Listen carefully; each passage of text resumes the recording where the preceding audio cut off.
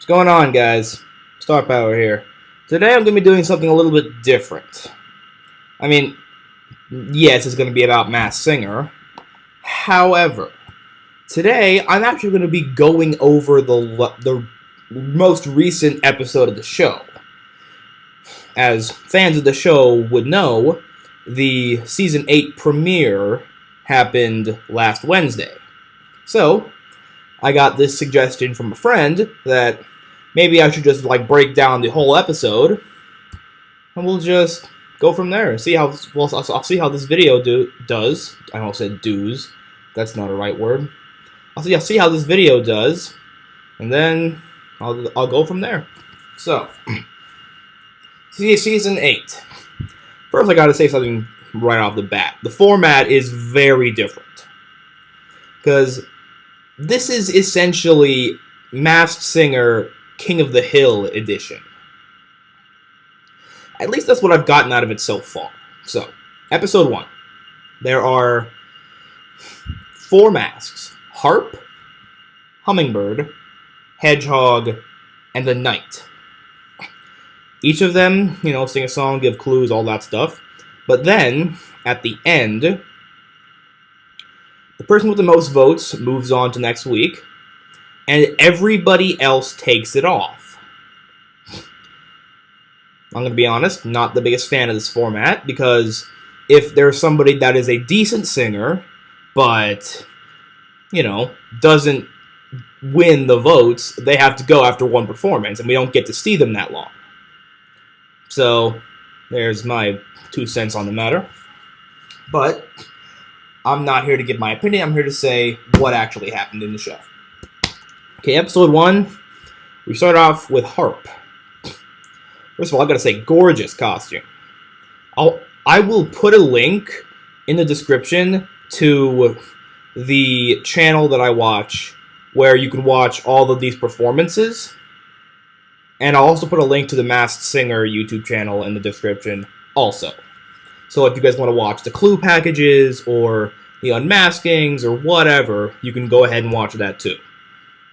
So some of the Harp's clues. And just so you know, I'm very bad at this game, so please do not roast me in the comments for my guesses, because I'm going to share my first thoughts also. So, some clues for Harp.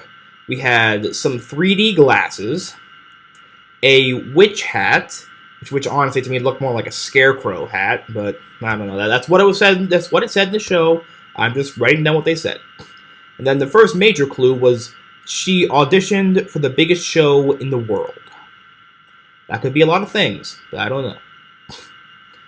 Now, the song she did was Perfect by Pink, which is a great song. She did phenomenal on that one.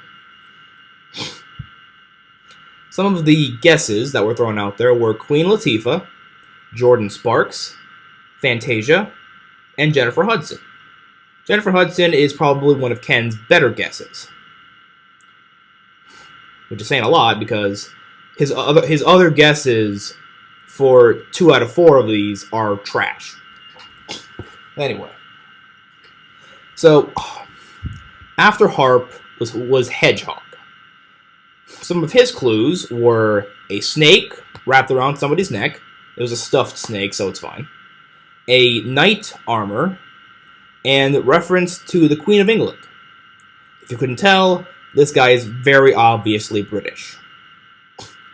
He did Love Me Do by the Beatles. And what was interesting about his performance was the University of Southern California marching band backed him up. They played the music for him, and they actually were on stage with him for a bit. It was awesome. That was so cool. Some of the guesses for Hedgehog were Ringo Starr, which, to be fair, isn't horrible, but this next guess is. It's Elton John. Ken, what are you doing? Now, some guesses that were better were Eric Idle and John Cleese, both from the comedy group Monty Python. Next up was Hummingbird. Now, this guy's entire clue package just screams football. and I am not a sports guy, but I'll try my best. Some clues for him were a Bluetooth speaker, reference to creating a patriotic team, football cleats, and 2 rings. Okay, they were ring pops, but it still references like Super Bowl rings. This guy did I Don't Want to Be by Gavin DeGraw, which is the second time we've seen that song on the show. First was when Monster did it Season 1. Now, if I hadn't seen that in the comments of that video, I would not have known that. So, thank you to those comment sections. Some guesses for Hummingbird were Peyton Manning, Tom Brady, which is going off the leak that happened, that possible rumor anyway that Tom Brady's on The Masked Singer. I'll be honest, I don't buy it, because Ken threw out it might be Tom Brady. But in fairness, the entire clue package was like screaming, blaring lights Tom Brady, which is why I don't think it is Tom Brady. It'd be great if it was, but I think the clues were way too obvious for it to actually be Tom Brady. Some other guesses were Deion Sanders and Chad Kroeger from Nickelback. Not sure what he's got to do with football, but whatever. I didn't hate that guess, to be honest. But Knight was the last one. And the funny thing about his costume was he's riding a golden duck, which is hilarious. Some of his clues were a bust of William Shakespeare, saying that he worked with George Lucas, a galaxy, and a cassette tape with the word covers written on it. He also mentioned stuff like he threw a couple chairs on TV, he donated a body part for a charitable donation, and a bunch of other things that were kind of funny. He did Puttin' on the Ritz by Fred Astaire. Please forgive me if I mispronounce that. I don't know how to say this guy's name. But I know it's a show tune, because he said that out loud. Some guesses for the night. First guess, David Hasselhoff. Ken, you're drunk. The night was like 5'2" at best, and Hasselhoff is like 6'3". There is no way in hell that was Hasselhoff. Not even counting the fact that Hoff can actually sing. He performed on top of the Berlin Wall, for Christ's sake. But the night, I'm not going to say he was the worst vocalist I've ever had on the show, but he was down there. Because, honestly, he didn't have a phenomenal voice. Some better guesses were William Shatner and Weird Al. And I say better guesses because those actually made somewhat sense. I did not think it was Weird Al. Because Weird Al's voice, first of all, is a little higher than the Knight's voice. Also, Weird Al's also taller. But, whatever. And then, we get on to the reveals. I like how they did it this time. Because instead of just having them all line up, and Nick said, who's getting unmasked, they did it like a circle. It's like one of those roulette tables or something, where you spin the thing, then the ball goes in. It was like that. And I liked that. But, unfortunately, the Knight went out first. And, personally, to the shock of me, it was actually William Shatner. That was great. That was a good reveal. Oh, something I forgot to say for all the rest of these. My guesses for everybody else. Harp, honestly, my guess was garbage. First impression guess was Rebel Wilson. Please forgive me. I am smarter now. I do not think that is Rebel Wilson anymore. But that was my first impression.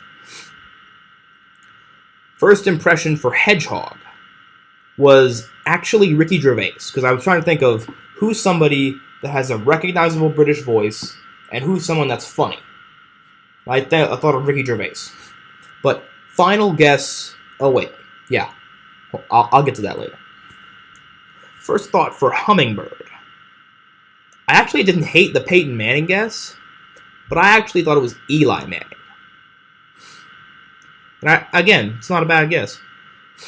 But the Knight. I thought I had an ironclad guess for Knight. But pun not intended, but still. Anyway. I thought, because of the George Lucas thing, and also the Galaxy, I thought it was Billy D. Williams who played Lando in Star Wars. And I honestly thought that was a phenomenal guess. I thought I was right. And to be fair, I think that is the most confident I've ever been with a guess that I didn't get from the internet. However, Knight was William Shatner. I was wrong, but I still wasn't disappointed because it's William freaking Shatner. And then Hedgehog. As I just said, first impression was Ricky Gervais. But I changed that because after they started actually throwing out guesses, and I was siding with Jenny when she said John Cleese.